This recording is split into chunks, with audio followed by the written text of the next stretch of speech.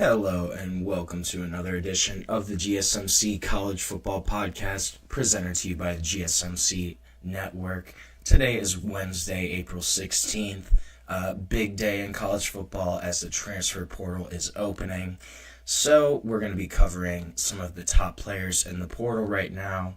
We're also going to talk about the continuing Nico Iamaleava drama, as well as previewing the Miami Hurricanes. Make sure you stick around for later in the show when I'm going to be going over some of my top cornerbacks that are returning for this upcoming season.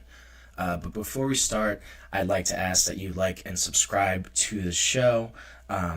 Also, if you want to have any questions that you want or comments, opinions, make sure you put them in the chat. If you want to make sure your message really stands out, you can use the super chat feature. Just click the $sign at the bottom of the chat box to send in your message there. And it's a surefire way to get our attention. Not only does the super chat get you a spotlight on the show, but it also just helps us keep this channel going. Your support means the world to us, and it's what allows us to keep bringing you the sports content that you love week after week. We're building something special here at GSMC, and we couldn't do it without you. So jump in, join the conversation, send in those super chats, and let's make this show even better together. And if you'd rather not use super chat, why not use, you can go to gsmcsport.net to tip, donate, leave a question or comment there at that website. We're so grateful to have you here with us, and we can't wait to hear what you have to say. So, let's talk a little bit about the portal. And the spring window officially opened today. There had been a couple guys that kind of announced that they were going to be joining the portal and entering that previously, but officially the window opened today. The athletes were allowed to put their names into the portal. And I just want to go over some of the guys that I think can be really high impact transfers this spring. So the first guy I have on my list is running back Jaden Ott. Now, he was a Cal running back, had a really strong start to his career, had over 1,200 purpose yards as a freshman in 2022, was even better in 2023.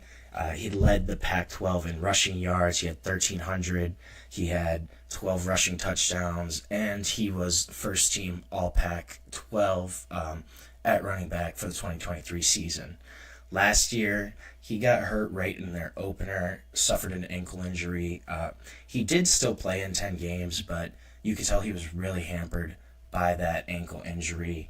He averaged only 3.3 yards per carry, so obviously was still kind of being affected by that ankle, wasn't at his best, but he did have this offseason to kind of recover, get healthy. And his really main calling card is his vision, his ability to kind of slide from gap to gap as a runner and just find those holes in wherever, more of a zone blocking scheme. But he's really able to kind of see those gaps and move, from hole to hole. He's really twitchy, really elusive. But he's able to kind of slide between the tackles or the guards, and that's his best trait. So he did already commit to Oklahoma. He's going to give them a number one true running back, true number one. He's going to pair up there with John Mateer from Washington State. This honestly probably is the best overall transfer backfield in the country coming in. John Mateer was a top 2 or 3 quarterback prospect in the portal in the winter in December. That was one of the big pickups for Oklahoma. And they're also going to get Jaden Ott here to go play in Norman with John Mateer in Ben Arbuckle's new offense. Another guy I'm looking at is Andrew Simpson. Now, he was a Boise State linebacker, had been there pretty much his entire career. He was really productive pretty much since 2022. This guy was a multi-year starter for Boise State. 2023 had a really strong year, had 66 total tackles, forced 2 fumbles, had 2 interceptions as well, and also he had 6.5 sacks. So really kind of highlighting his versatility as a linebacker, both on ball, inside backer, and kind of off ball, just playing coverage as well as rushing the passer. Well-rounded player. That year in 2023, he was second team All-Mountain West. And then this year in 2024, he made 11 starts. He had 45 total tackles, 3 sacks, 3 forced fumbles, 1 interception.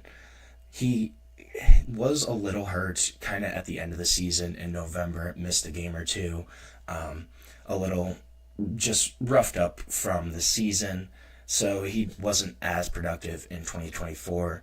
But this is a guy that he was the heart and soul of Boise State's defense. He was really their leader, was expected to kind of be that leader again this year, but he's going to transfer.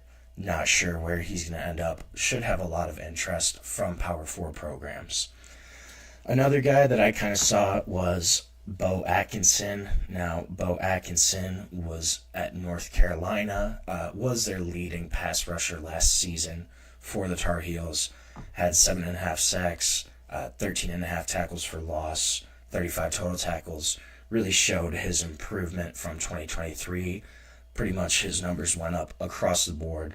So that was good to see from Bo. There was continued improvement there. And he's still going to have 2 years of eligibility left. That's going to be a big thing too, is just that extended eligibility for Bo Atkinson. Should have a lot of interest as well, just from other various Power 4 programs, where this is going to be a guy that they do want on that D line on the edge. Another guy I'm looking at is Micah Hudson. Now, Micah Hudson's kind of an interesting case. He was a 5-star recruit, originally signed with Texas Tech, coming out of high school in the 2024 class. He was their highest rated recruit ever, number 22 overall in the ESPN 300 rankings, one of the top 2 or 3 wide receiver recruits in the country, but did not have a really strong year with Texas Tech.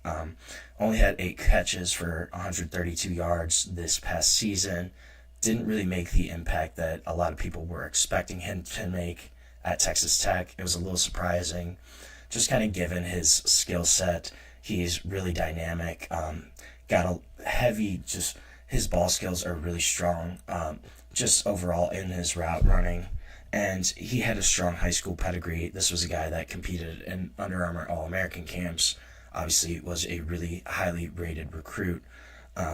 But then after that season at Texas Tech this year, he actually entered the portal in December, went to Texas A&M, and was only at Texas A&M for a few weeks, maybe a month or two. He'd left there in January, pretty much almost right after he got to the program there. And now he's in the portal again. This is a spot where he could potentially actually go back to Texas Tech. Maybe it's a situation where grass isn't always greener on the other side. And the key question for Micah Hudson is going to be just his separation speed, kind of getting out of his routes. That's going to be the big thing for him to kind of watch, and that's really what's going to drive his success. He never had verified track or combine times in high school, never ran a 40, wasn't a track guy, so he didn't have official 100 meters or 200 meters, which you really look at for wide receivers. A lot of times these guys do run track, or at least they test at, Under Armour camps. But he never tested, he never ran, so there was no official combine or track records for his speed. Kind of an unknown. That's going to be the big thing for his success at the next level, is will he be able to create separation on a consistent basis and be able to separate from those cornerbacks. That's going to be the big thing for Micah Hudson. But the pedigree there and just the overall talent level is clearly there with Micah Hudson. So that's going to be another guy you could potentially kind of look at. A quarterback I'm looking at, besides Nico, we're going to talk about Nico a little later in the show, but another guy I'm really looking at is Gio Lopez. Now, he was the starter for South Alabama this past year. as a redshirt freshman, he really kind of emerged as one of the more exciting, more tantalizing group of 5 quarterback prospects, especially the younger kind of group of 5 guys that get more of an opportunity than they would at a power school. And so last season had 2,600 passing yards, ran for 460 yards, 25 total touchdowns, only 7 turnovers. And South Alabama was pretty solid. They went 7-6 last year. Had a decent year, above 500. It's a tough place to play at. But he was also a top 25 quarterback overall across the FBS in terms of total offense. Kind of an interesting quarterback in terms of style. He's really crafty. He's more of a distributor at the position. When you watch him, kind of looks like he's a point guard out there just in terms of directing the offense, getting guys where he wants them to go. It's pretty clinical. He's a little streaky, but when he's in rhythm, when everything's all clicking, this is a guy that's a really exciting quarterback to watch. But can kind of get out of rhythm sometimes and kind of lose that swagger, I guess. This is a guy that plays with a lot of confidence. He has moxie, and this is where sometimes when he gets kind of off track or off script, can be a little streaky, but this is a young quarterback too. Still has 3 years of eligibility remaining. This is probably going to be an option for North Carolina. It sounds like they're really targeting Gio Lopez right now. They still kind of need to add to that quarterback room. It's not super strong at the moment, and it sounds like they don't really want Nico. So Gio Lopez could be a really solid option for the Tar Heels there. But again, we'll have Power 5 interest across the country. Another guy, my last guy to look at, is a wide receiver. Now, Trebor Pena, Trebor, not sure how you pronounce that actually, but Syracuse wide receiver entering the portal. He was really a return specialist for most of his career, has over 1,400 return yards in total, so really a guy that's been a returner at a high level for a long time. He got hurt 2023, 2 years ago, pretty much missed almost that entire season just because of injury, but came back and had a great 2024 season. So got a new quarterback in with Kyle McCord transferring into Syracuse, and he had 84 catches, almost 1,000 receiving yards, had 940, as well as 9 touchdowns, and he was second team All-ACC, helped Syracuse get to that 10-3 record. This is a guy, he's a lot more experienced. He's going to be a 6th-year senior, so he only will have 1 year of eligibility remaining. But he's kind of similar to former Miami wideout Xavier Restrepo, just in terms of play. He's a little bit bigger. He's 6 foot. Restrepo's around 5'10", but he's a little bit bigger, but similar play style. They're really savvy in terms of route running. He's probably going to be a slot guy, but his ability to get open and also just find holes in zone coverage especially, that's a big thing with him. He's kind of able to find those pockets where he's open and the quarterback can distribute the ball to him. That's a really big skill set of Pena, is just that ability to kind of slide in between the gaps in zone coverage, find that hole to where his quarterback can get him the ball. He's really got strong hands, doesn't drop a lot of balls, really reliable just in terms of securing the ball, and again, just super savvy just in terms of route running. This is a guy that's going to be a security blanket for quarterbacks. You know, the guy you look at for a 5 or 6 yard gain when you need it, that's going to be Trebor Pena. So we're going to take our first break of the show right now. When we come back, we're going to talk a little bit more about Nico and just kind of what's going on there, a little bit more of the fallout, as well as get into some potential schools for Nico. So that's what we're going to talk about next. But right now, we're going to take a short break on the GSMC College Football Podcast. I feel like I'm losing my mind. Is everybody in the world blind? Please, Lord, give me a sign, a sign. I feel like I'm losing my mind. Is everybody in the world blind? Please, Lord, give me a sign, a sign. I wanna be the greatest. Everybody on the fake shit. I look around and feel like everybody is the fakest. I make this every day and I'm impatient, hoping one day I blow up from the basement. Statement, the top is so vacant. I don't hear shit that I think is amazing. Waiting for my day when I'm playing sold out shows for 1,000 faces. Hey, give me that crown, get in my way and to be put down. It ain't your place, all this my town. If I want that shit, then I'll get it right now. I'm losing it, the noose it fits. I'm losing shit, a stupid myth. You choose to live or choose to dip. You choose to fight or lose your grip and lose a gift. I feel like I'm losing my mind. Is everybody in the world blind? Please, Lord, give me a sign, a sign.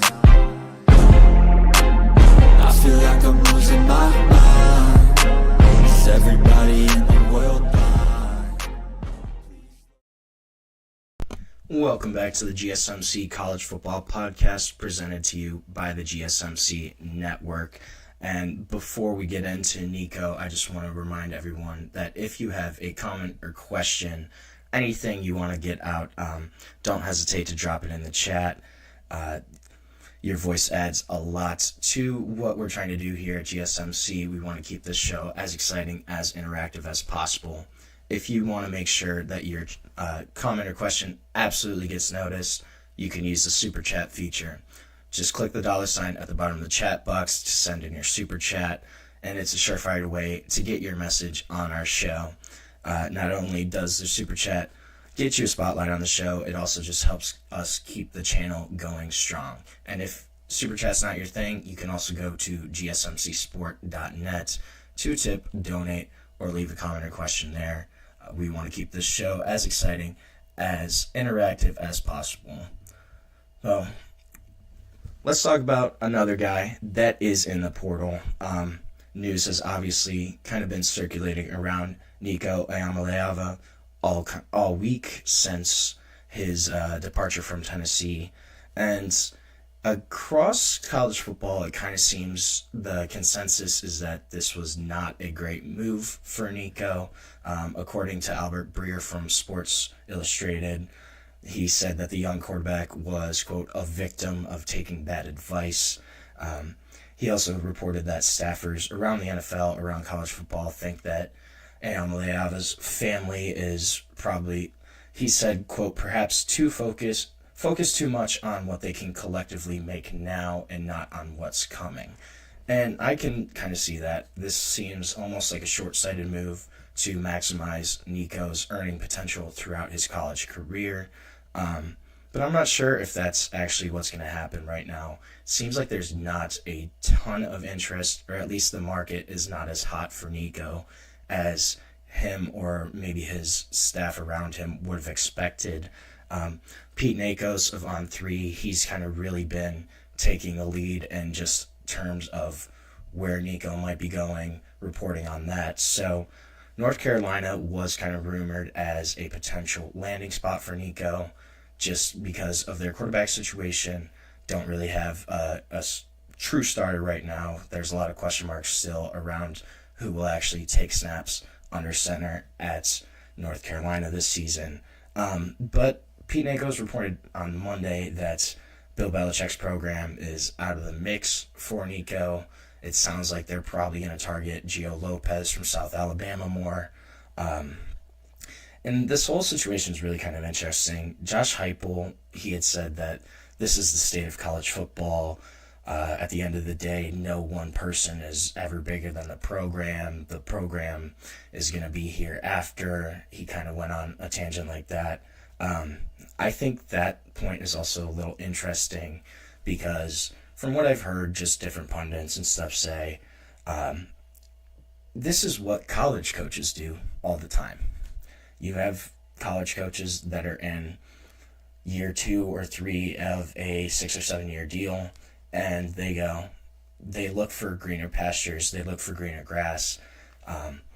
If they get a higher opportunity, a better coaching job, they're going to leave that program. This happens all the time. College coaches have done it all the time.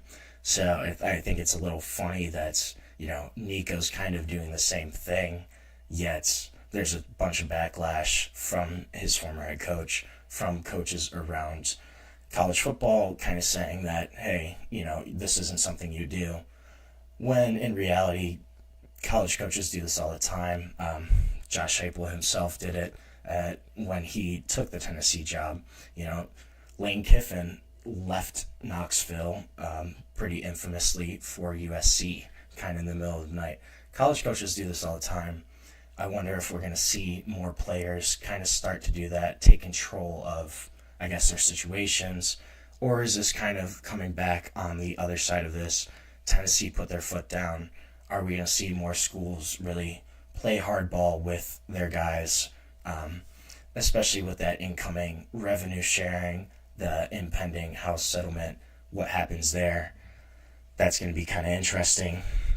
So Pete Nakos also reported that multiple programs are ready to become contenders if Nico is open to a deal closer to $1 million. So that's kind of interesting. Nico is scheduled to earn, I believe, around $2.2 million. I'm assuming it was probably $2.25. I don't know the exact figure there. Excuse me, I'm sorry. But that's something where Nico might actually lose money from this maneuver. In terms of trying to get more money, he actually might kind of lose out. There's supposedly a bunch of programs that they want to get in on him if he drops that price point. If he's really sticking to that price point, I'm not sure who's going to throw that type of money at him. Tulane at one point was kind of mentioned as another program that would be open to landing Nico, just because of they lost Darian Mensah, brought in a couple guys. They brought in TJ Finley, who I've talked about him before, had been at LSU, at Auburn, then Texas State, then Western Kentucky. Kind of bounced around a lot, but he was projected to maybe be their starter.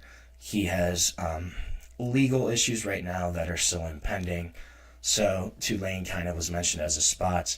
But Pete Nakos also reported yesterday that the Green Wave have dropped out of the sweepstakes to land him. But this is interesting. There really doesn't seem to be a strong market. One GM in the Power 4, one of the schools, told ESPN he thinks that Nico pretty much has no market. That was his actual quote, that he has no market. Another thing that's really big here that people are kind of skipping over is that Nico cannot go to any SEC schools. The SEC has a rule where you cannot transfer in the conference in the spring window. So if he wanted to go to another SEC program, he can't. It's not allowed under SEC rules. So pretty much the entire SEC is out. They can't go and make a play for Nico just because of the conference rules right now. There is a connection at UCF. Their quarterback's coach, Mackenzie Milton, he had previously worked with Nico when he was an offensive analyst at Tennessee. But they also brought in Indiana transfer Taven Jackson. They're not expected to be heavily in the mix, but I could see that being a program where they might still make a call to Nico's representatives and see if they could potentially make a deal. UCF has really been perceived as the front runner.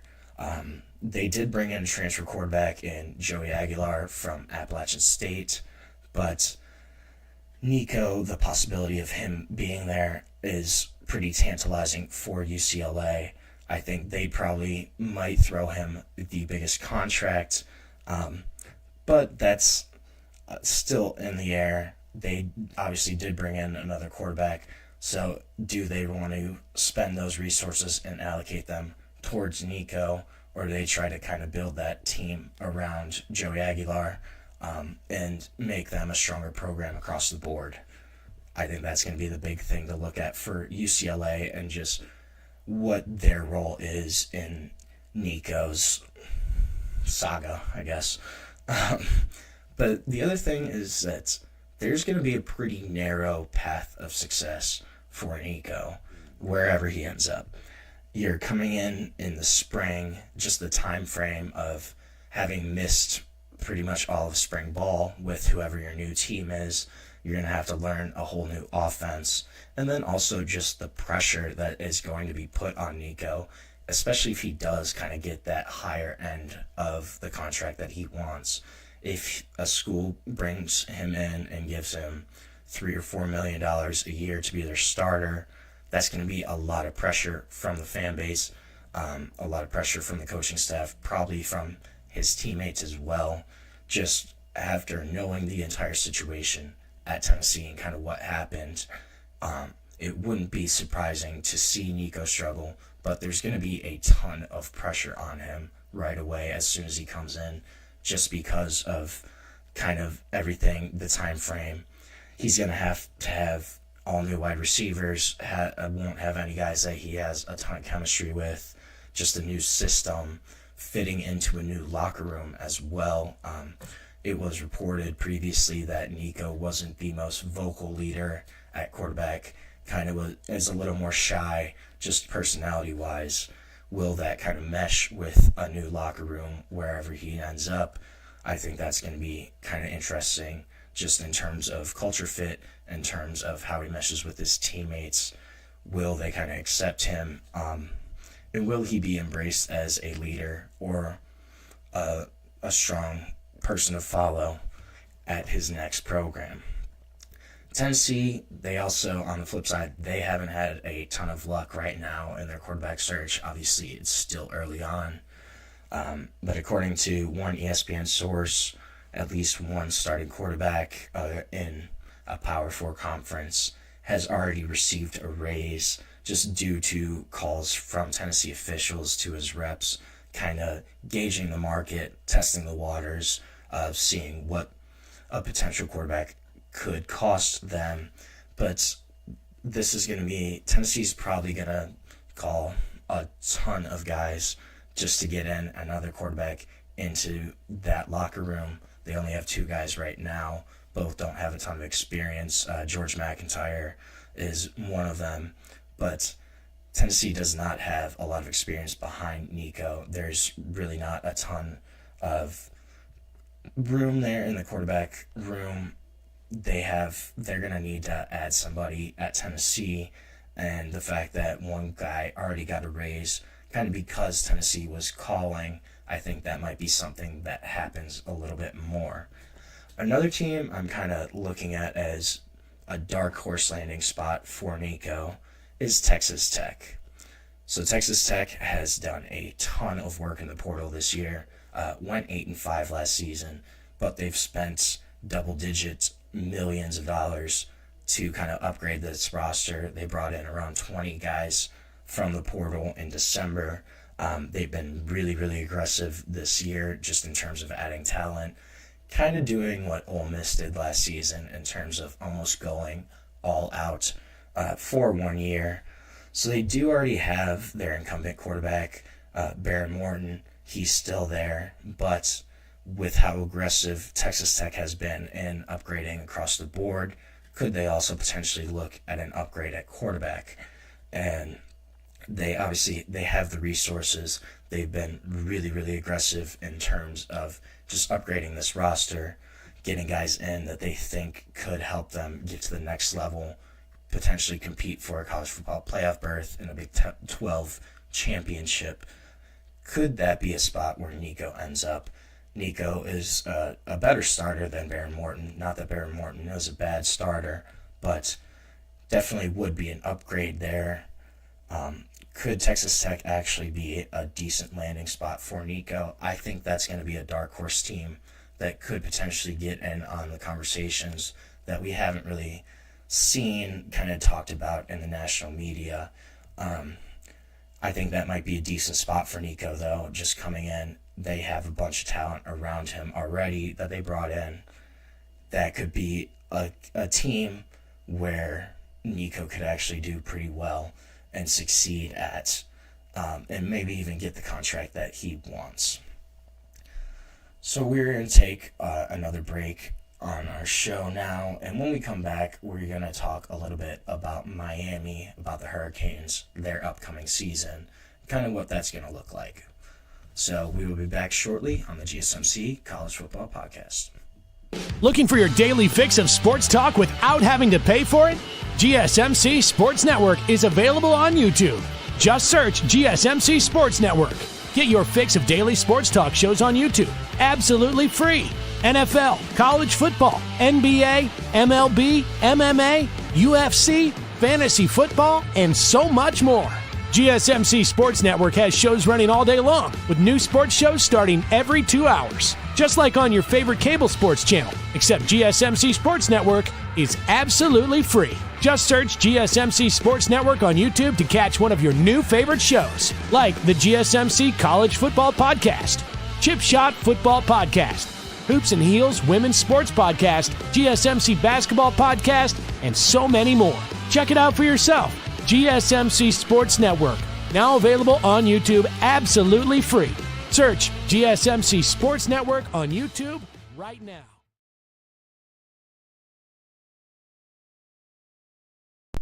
Welcome back to the GSMC College Football Podcast, presented to you by the GSMC Network.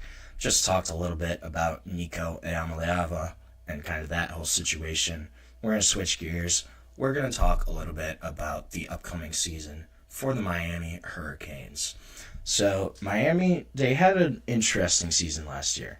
They had a strong year, finished 10-3 on the season.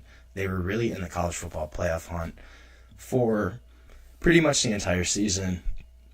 Up until the last week of the season, they lost to Syracuse, and then just had a couple different close calls, and they beat Cal in a game that they came back. They were down pretty big. Cal played really well. They kind of were able to escape and come back in the second half of that game. They also had a close win against Virginia Tech that came down to the literal last play and a Hail Mary. Got the call to go their way then.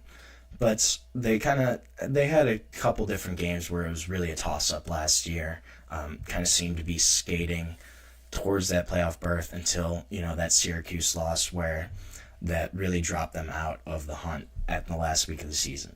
So obviously they're going to lose Cam Ward, big quarterback transfer for them last season, probably going to be the number one pick in the draft this year.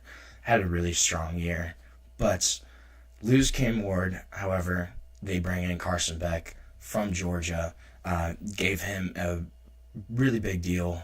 He's reportedly going to make around $4 million a year to be the starting quarterback at Miami. So that's going to be their guy for this upcoming season. Backup quarterback is going to be pretty interesting for the Hurricanes.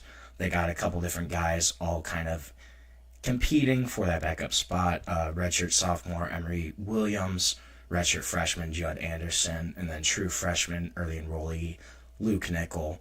They're all kind of still in contention. Williams, he's got the most experience. He's probably most likely going to be the actual backup next year. If anything happens to Carson Beck, it's most likely going to be Emory Williams that gets the first shot at taking over then. Judd Anderson, he's a really big quarterback, super physical. He's got a lot of athletic ability, but he's still kind of in that development phase of just fine-tuning his pass mechanics, his reads. He's still a really young quarterback, but he's still kind of developing, trying to grow as a signal caller overall. Luke Nickel, he probably has the highest ceiling of any of those three guys. He was the highest rated recruit signee coming in, had the best pedigree as a high school quarterback. He was Georgia's Mr. Football, of high school All-American, which both are really strong indicators of his talents and his ability as a quarterback. That's probably a guy that could be the long-term quarterback answer at Miami, but right now probably going to be third or fourth string on the depth chart, just behind those couple of guys there.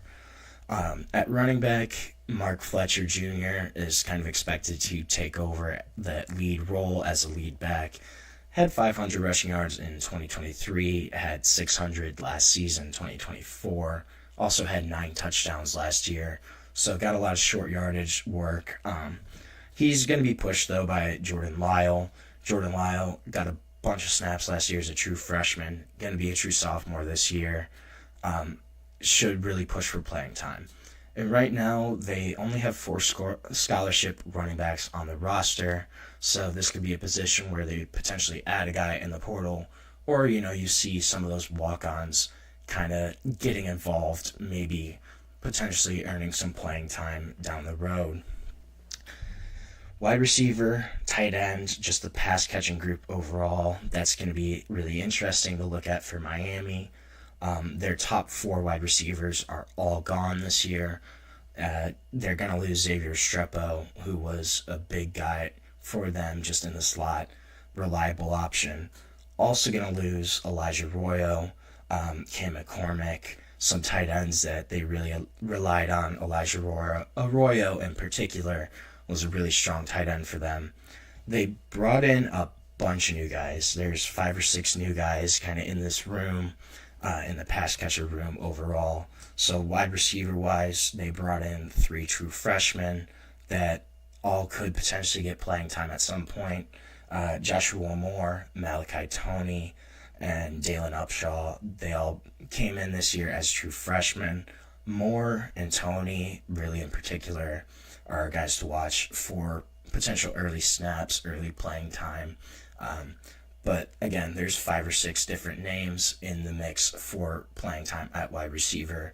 So we're going to kind of see that all play out just in camp and how these guys perform in practice and getting close to the season. At tight end, they brought in a couple transfers, brought in Alex Bowman from Tulane, as well as Jack Nickel from UAB. Jack Nickel is also the older brother of quarterback signee Luke Nickel. Elijah Lofton is also going to be a name to watch. Elijah Lofton, they've really used as a utility guy during his career at Miami. Last year, he lined up at running back, at fullback, at wide receiver, and at tight end. So this is a guy that they can really move around, use in multiple different packages. And that could be a guy that gets a lot of playing time just because of his versatility, kind of being able to move around, line up in different spots. That's going to be key for Miami. Their O-line, they do need to replace 2 starters, but they should be in pretty good shape overall. Miami's offensive line, they historically have really strong recruiting classes for offensive line, especially in the past few years. They've really been able to recruit O-line heavily and get some blue chip prospects. Markel Bell, he's probably going to start at left tackle. He was kind of a part-time starter last year, but he should go from part-time to full-time. Former JUCO guy, massive body. He's 6'9", so got a really big frame. He started a couple games last season when Jalen Rivers was hurt. He played in every game rotationally as well, so has some starting ability, has a bunch of playing experience, should kind of grow into that left tackle role. And he really progressed throughout the season last year, pretty much growing by leaps and bounds from the start of the season to the end of the 2024 season. He should have that starting spot locked down. Left guard is going to be another one they're going to have to replace there. Matthew McCoy should be the guy at left guard. He's bigger, he's more physical, a little more talented than most of the other guys in contention for that spot. Also developed pretty well last year. He started several games, and he rotated with Jalen Rivers kind of throughout the season. Miami kind of did this thing on the offensive line on the left side where they used pretty much 2 starting groups. They had 1A, 1B, where Jalen Rivers and Matthew McCoy played the one, and then Markel Bell and Jalen Rivers then played the other kind of half, I guess. So a little bit of rotation there, but McCoy should step into that starting role full time. They also brought in TCU transfer James Brockenmeyer to man the middle, former Alabama transfer as well, but he should be their center. He's got 1 year left. Experienced guy, has played at a couple different schools, and he should keep that position kind of warm. Wow, they do have a blue chip signee, SJ Alofaituli, I think. Probably butchered that, but SJ, he's a 5-star center. He's going to be the backup for center this year as a true freshman, kind of just going to learn the ropes before he should take over the reins in 2026 at that spot. The right side, they're still set. Inez Cooper, Francis Moigoa, they're both going to return, and they're both going to start again for the third year playing next to each other. So those two are set. The right side of the line is pretty solid, but just how those two kind of develop their individual skill sets as well as just being leaders on the offensive line, that's going to be the big thing to look at there. On the defensive side of the ball, then, D-line, they're losing edges. Elijah Alston, Tyler Barron. They're also losing D-tackles Simeon Barrow Jr., who he was first team All-ACC last season, as well as CJ Clark, Anthony Campbell, Marley Cook. All those guys are going to be gone for Miami. At edge, they're probably going to look to promote from within for the most part. They have sophomore Marquise Lightfoot, who's uber talented, spent last season kind of learning the ropes and should take over one of those end spots. Hayden Lowe is also coming in. He's a 5-star recruit, really highly regarded just overall. He's kind of been compared to Kayvon Thibodeau just in terms of size, skill set. Also played at the same high school as Kayvon Thibodeau, who played for Mario Cristobal at Oregon, but should be another guy to get snaps at that edge position for Miami. Then there's also guys like Ruben Bain, Akeem Mesidor, who are bigger bodies, but they can play both at D-tackle and D-end. So just a little more versatility on the line there. Probably guys are going to rotate in. D-tackle, the big name to watch is Ahmad Moten Jr. He's really going to look to solidify his starting role. Got a lot of rotational snaps last year. Should step into a bigger role for the Hurricanes this upcoming season. David Blay is also another name to look at. Transfer from Louisiana Tech. He's probably also going to be at the top of the depth chart there for D-tackle. Get a bunch of snaps. And if he doesn't start, he's at least going to play a good chunk of the time for Miami. Linebacker-wise, they're going to lose their leading tackler in Kiko Mogoa. His leadership, his production, it's really going to be missed for the Hurricanes. They're going to need to find a way to replace that production. Wesley Basante, he's returning for his senior year. Going to be the leader of that group. Has been a starter for the past few years for Miami. Should really be the main guy at linebacker for the Hurricanes. Another guy to look at is Popo Aguirre. He's expected to take over for Kiko. He was the first linebacker off the bench last season for Miami. Played a lot. And then just the development of younger guys in the room here. Bobby Pruitt, Bobby Washington Jr., Adarius Hayes. Those guys, their continued development, that's going to be critical for this room, for the depth of it, and just their overall play in general. Will the young guys be able to develop and step into those roles? Secondary, this is going to be the group with the largest amount of turnover. They lost Mish Powell. He's going to the draft. Daryl Porter Jr. also leaving. And then they had 4 or 5 guys transfer. But it might not be a bad thing that they had 4 or 5 guys transfer. Their secondary was really rough last year, just the overall play of it. They will have OJ Frederic. He's going to return at cornerback. Had a really good season last year. Was a freshman All-American. He's going to be one of those cornerback spots. He will have it locked down. Jadaeus Richard, he could also start. He is coming back from an injury right now, but could be another guy that starts for Miami. He got a lot of playing time in the past few years. They added 4 transfers, brought in 3 freshmen to fill out that cornerback room. So competition is really going to be heavy here similar to wide receiver, there's going to be a lot of guys, a lot of names that are kind of fighting for those spots right now. At safety, the big returner is sophomore Zaquan Patterson. Miami really likes his skill set, really likes what he can do, his potential. They would love to see him kind of solidify and take over one of those starting roles. One of the headliners here too is Jacksonville State transfer Zachariah Poser. He was a freshman All-American this past year for Jacksonville State.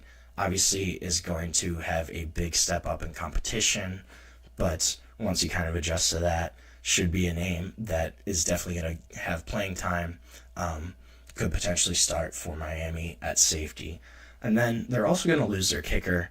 He was their all-time leading scorer, Andre Sporagales. He's gone, so just their kicking game will be something to look at special teams-wise. What's going to happen there?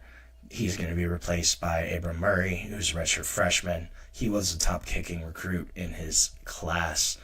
Their rankings are a little bit different, but will be replaced. How their kicking game kind of plays out will be something to watch for sure. In terms of their schedule, they do open with Notre Dame at home. That's going to be a tough matchup for them, be a really crucial one. And if they're able to beat Notre Dame at home, that's a really strong start to their season. But they also have to play some of the tougher ACC opponents. They have Louisville, they have SMU, they have Syracuse, they have Florida State, and they also are playing Florida again. But of those games, only SMU and Florida State are on the road. So if they're able to play well at home, Miami could be in really solid shape. And this could be, again, a team that's going to be in the college football playoff conversation. What they're going to do will remain to be seen. But this is going to be a team that's in the top 3 or 4 of the ACC, and will be contending for an ACC title for a potential playoff berth this upcoming season.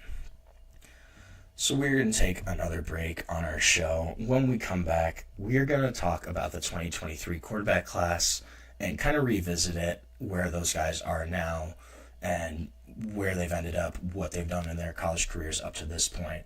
So we're going to touch a little bit on that. But first, we're going to take a short break on the GSMC College Football Podcast.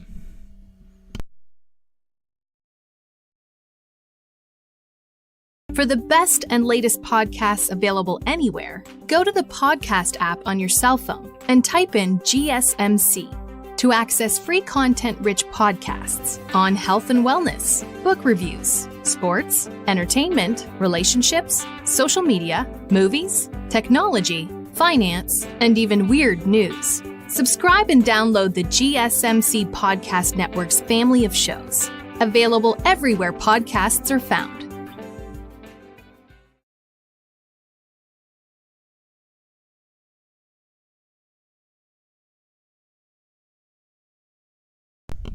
Welcome back to the GSMC College Football Podcast, presented to you by the GSMC Podcast Network. Just talked a little bit about Miami and kind of their season, what it might look like. But now I want to kind of switch gears. I want to talk a little bit about the 2023 quarterback class. And this class in general is really interesting. Now, I want to read the top 10 from 24/7, just from their recruiting rankings when they're actually coming in to college. So, number 1 was Arch Manning. He's obviously still at Texas. Number 2 was Nico. He's in the portal now. Number 3 quarterback in that class was Dante Moore. Dante Moore originally went to UCLA, now transferred, went to Oregon. Number 4, Jackson Arnold. Started at Oklahoma, now at Auburn. 5 was Malachi Nelson. He went to USC, then he transferred to Boise State, and now he's at UTEP for this upcoming season. Number 6, Jaden Rashada. Jaden Rashada had the whole Florida saga, eventually went to Arizona State, then he went to Georgia last year, and now he's in the portal again. Number 7, Aiden Childs. Aiden Childs started at Oregon State, went to Michigan State. 8 was Austin Mack. He started at Washington. Now he's at Alabama. Number 9, Avery Johnson. Avery Johnson started at Kansas State. He's still at Kansas State. And then 10 was Christopher Vizina, who was committed to Clemson and is still at Clemson. So if you were keeping track, I don't know who was counting or not, but of those top 10 guys, only 3 of them are still at the schools in which they signed. I think that's really an interesting stat. I wonder if this is going to be a trend that we're going to see continue throughout college football, of where these guys originally sign is not where they all normally end up. Another thing I want to look at is, despite those names, here's the total production from those guys. So there's 6 of the 10 that have produced over 1,000 all-purpose yards, which really isn't a whole lot of yardage if you're, playing a lot. But clearly these guys just are not playing that much. Arch Manning is 6th on that list. He has just under 1,100 all-purpose yards, but he has thrown 13 touchdowns to 2 interceptions. Then Dante Moore is next, mainly because of that freshman year at UCLA. He was the starter at UCLA as a freshman. That was really kind of an interesting situation where he went to UCLA, started there, and then transferred after his freshman year, after he had started half of their games, to Oregon to sit behind Dillon Gabriel for a year before taking over as the starter this upcoming season. That was really kind of an interesting move, I thought, just because he was already playing a lot at UCLA. And if he wanted to kind of transfer, I feel like he could have done it this year instead, after playing another year as a starter and just getting more experience under his belt. But he decided to cut bait at UCLA, decided to go to Oregon instead. That was really kind of just interesting in terms of, normally you want to see these guys will transfer for the opportunity for more playing time, yet Dante Moore kind of did the opposite. He went across the grain, said, no, I want to learn behind Dillon Gabriel for a year and kind of just grow my overall game. I think he's really going to be one of these quarterbacks to watch this upcoming season, and just did that year off learning really help him progress as a quarterback, because Dante Moore probably has some of the more elite skill sets of any of the quarterbacks in this class.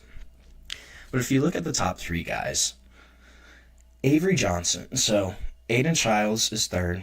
He's just over 3,000 all-purpose yards. Kind of makes sense. Played a little bit at Oregon State.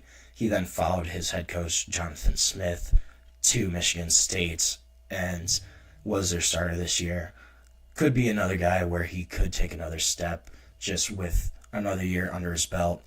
Now being at Michigan State for the 2nd season, will he kind of take that next step as a starter? Michigan State has had a rough few years, but year 2 under Jonathan Smith, could Aiden Childs actually be a guy that takes that next step up and, is an all Big Ten performer or something of that caliber? But he's 3rd on the list in terms of production. Nico is 2nd. And then number 1 is Avery Johnson, who was the 9th overall quarterback in this class. Avery Johnson, one of the only guys that stuck it out at his original school, sat behind Will Howard for a year, took over as a full-time starter this past season, is the unquestioned starter, unquestioned leader at Kansas State again this year. He's probably, honestly, the most proven quarterback out of this class, which is pretty remarkable when you kind of consider the overall talent, how much these guys were hyped when they were coming into college. This was a class that people really thought would do a lot from the quarterback position, and that they would get a lot out of just while these guys were at college. But that really hasn't kind of happened. And the guys that haven't stayed and stuck it out is probably, they've probably hurt themselves the most. And the 2 I'm really looking at there is Malachi Nelson, Jaden Rashada. I already kind of talked about Jaden Rashada the other day, but he's another guy where his movement he's probably really hampered his development. Just the entire saga at Florida before kind of ending up at Arizona State. I think he was expecting to win that Arizona State job, and then obviously did not, was beaten out. Transferred then to Georgia, where he didn't play at all really at Georgia last year. Kind of wasn't really going to be in contention for that starting job, which is interesting just considering his pedigree as a quarterback. And now he's kind of in no man's land. Doesn't really have a strong potential landing spot right now. Kind of just stuck out there, and also just doesn't have production to kind of match what his value of himself he probably thinks is. He hasn't done it at a college level. He hasn't shown that he can be a strong college quarterback, and that's probably why he's just been put out to pasture almost. Malachi Nelson, though, I think he's the biggest example. He went to USC. He probably could have had a decent shot of beating out Jaden Mayava either last year or this season, but he did not try to stick it out. Miller Moss was still at USC when he was there too, and then he went to Boise State again. I think he thought he would beat out Maddox Madsen for that job, lost to Maddox Madsen, and now he's at UTEP. So he's gone from a 5-star quarterback who was, hailed as the next guy at USC, as Lincoln Riley's next guy, next quarterback project, and now he's playing for UTEP, which, no disrespect to UTEP, but UTEP is not on the same level as a USC, as some of these other blue blood programs. UTEP is just not that same kind of caliber. And I think that Malachi Nelson has kind of really almost shot himself in the foot in terms of where he's gone in his decisions in his college career. I liked the Boise State move at the time, but clearly he was not able to beat out Maddox Madsen, wasn't going to be the guy there. So I can understand that one, but he could have stayed at USC originally and probably still had a really strong career. So I kind of re-ranked this class. I still have Arch number 1 just based on his potential. Becoming the Texas full-time starter this upcoming season, he's kind of shown what he can do in little bursts, but I think being the unquestioned starter this year, having followed Quinn Ewers, kind of watched how he progressed as a quarterback, I think Arch is still number 1 just based on his potential. Then I would have to go Avery Johnson second. Avery Johnson has been the most productive quarterback in this class, really has a lot of dual threat ability, has the most experience, and is a guy that I think can have a really, really strong 2025 season. I have Dante Moore at 3 then. I think Dante Moore can be really good for Oregon this year, especially after kind of taking that back seat last season to Dylan Gabriel, who was a guy that played in college forever, clearly knew how to win at the college level. Watching a guy like that in front of you, I think that's going to be really good for Dante Moore, and I could see him having a really strong season. After that, I have Nico. I think Nico's probably the 4th best. Obviously, been talked about a lot, but he's not a bad quarterback. I don't know if he is an elite college quarterback. Then I have Jackson Arnold, Aiden Childs. They're kind of interchangeable. I think they're both going to be unquestioned starters this year. Both have some question marks. I think either of them can have decent years. Childs honestly might be ahead of Jackson Arnold at this point, but you don't know. Then I have Austin Mack. Then I have Christopher Vizana from Clemson. And then I have those 2 guys that kind of are in no man's land right now in Jaden Rashada and Malachi Nelson. But I just kind of wanted to go over some of those guys and where they're at, and give a quick update on that class, because I think it's really interesting. Of the top 10, only 3 of them still at the school where they originally signed. So now we're going to take our last break of the show. When we come back, we're going to talk a little bit about cornerbacks and some of the top guys that are returning for this upcoming season. So we're going to take a look at that, but we'll be back shortly on the GSMC College Football Podcast.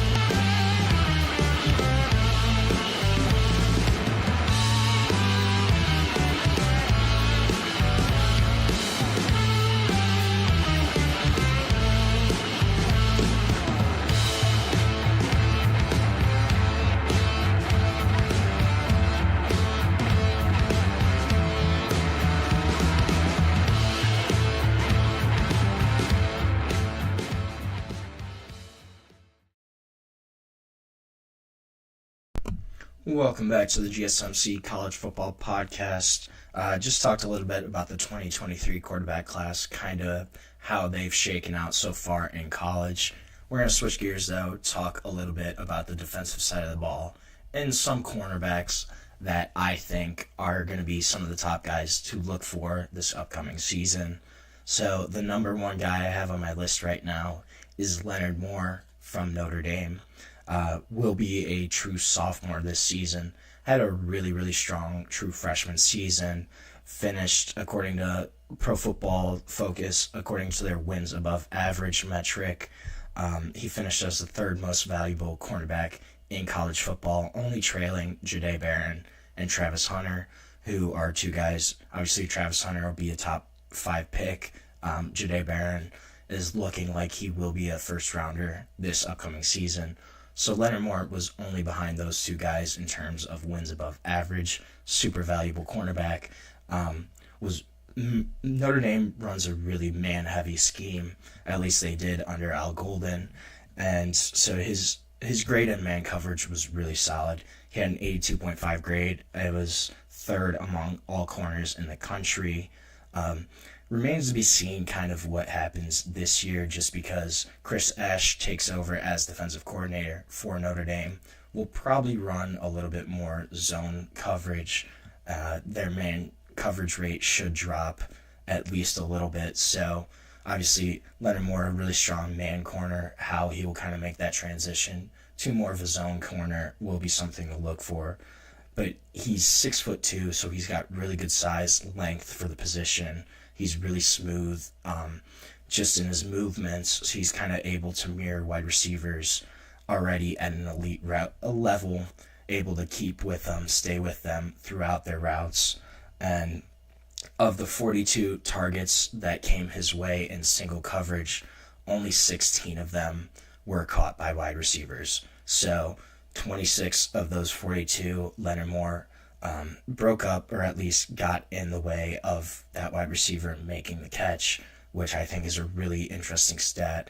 Really kind of showcases his ball skills, his man-to-man coverage skills. Another guy looking at is Jermon McCoy from Tennessee. Right now, he's the current favorite to be selected first in the 2026 NFL Draft among quarterbacks from a couple different sites. But he transferred in from Oregon State, was pretty much locked down once he got to Knoxville. His coverage grade in 2024 was 89.6. That was second among all returning Power 4 starters. And he also had 4 interceptions in 2024. That was tied for second in that same group of returning Power 4 cornerbacks. So clearly a guy that has a lot of strong ball skills, really strong movements just across the board. He had a 99.9 score, so almost perfect in game athleticism in that metric by Pro Football Focus. So a guy that can clearly move well and just a phenomenal athlete overall. And All-American last year, 2024, first team All-SEC by the AP rankings. Coaches named him second team All-SEC guy. Had 4 interceptions, obviously. Also had 9 pass breakups. So this is a guy that is a ball hawk, will be on the ball for the most part as a cornerback. Really strong man-to-man skills. He's currently rehabbing a torn ACL, though. He suffered it in January during a training session at home in Texas. So it's unsure when he's going to play. Will play at some point during the season.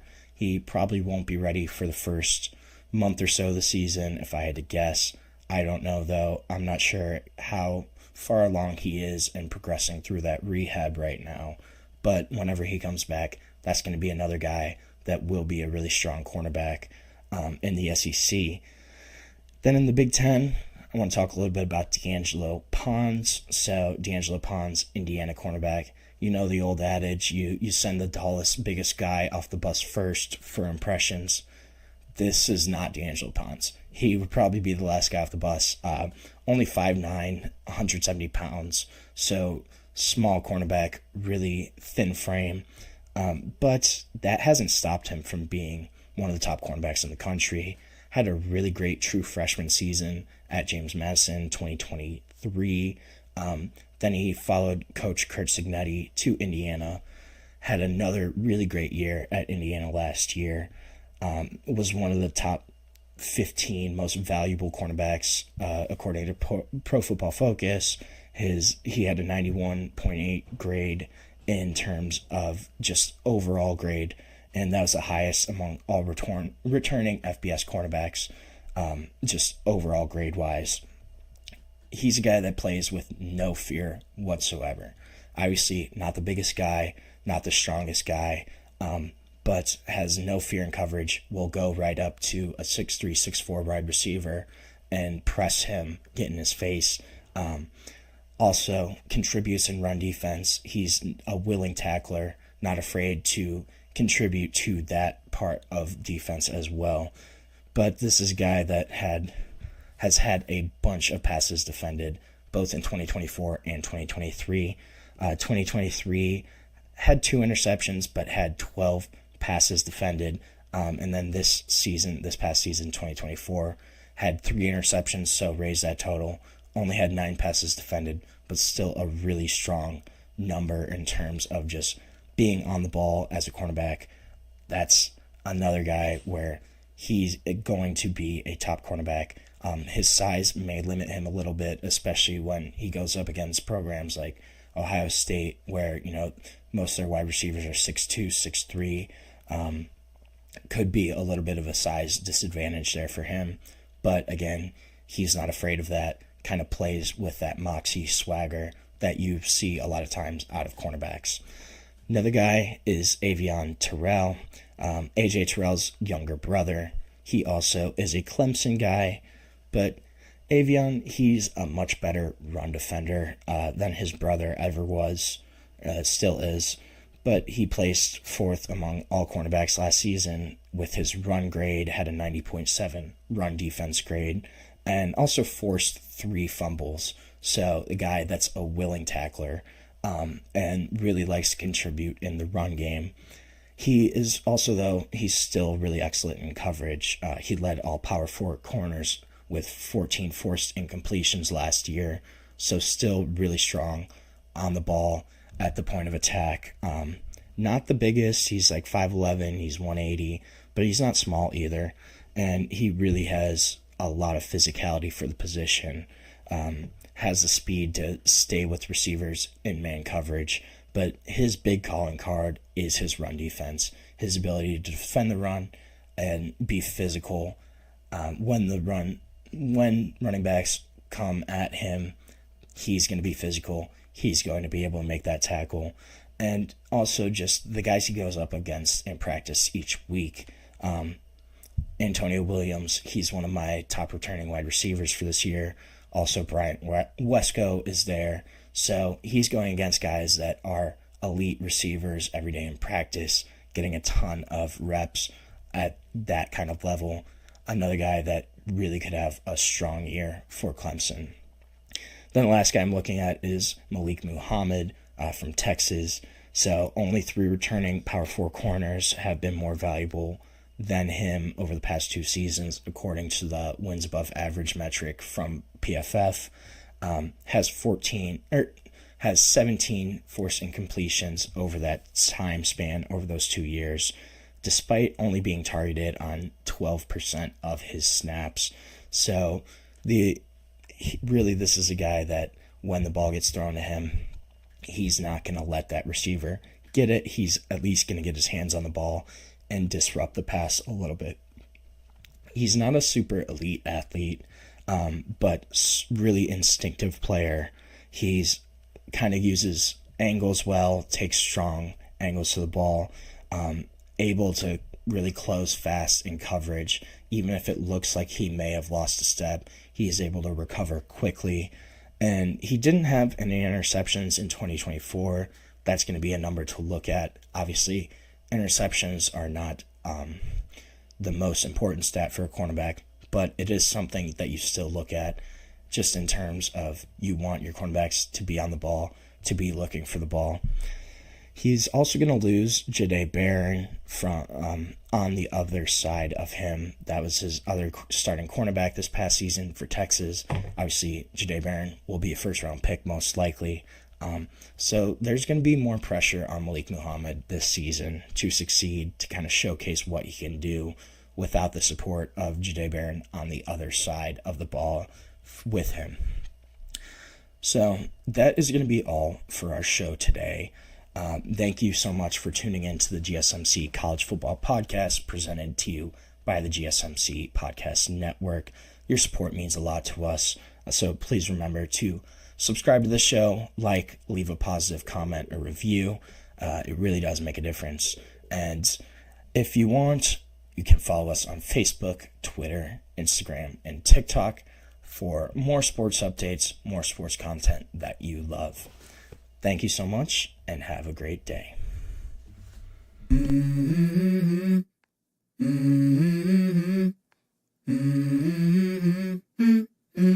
Let's go. I wake up to a little bit of drool on my pillow, feel like it's gonna be a bad day. Yeah, I'm tired of shit, and the coffee ain't hit yet, damn, ain't that great. I don't